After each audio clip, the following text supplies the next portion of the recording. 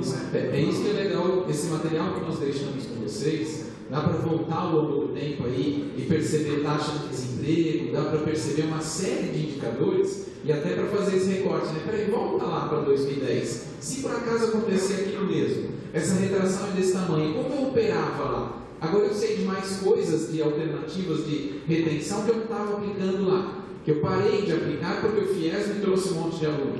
O que eu vou ter que voltar dentro desse contexto? Tanto é que a gente tem um ensaio, nós damos um recorte onde nós tiramos o volume de FIES de todo o pacote aí presencial. Então você consegue observar inclusive essa queda, né?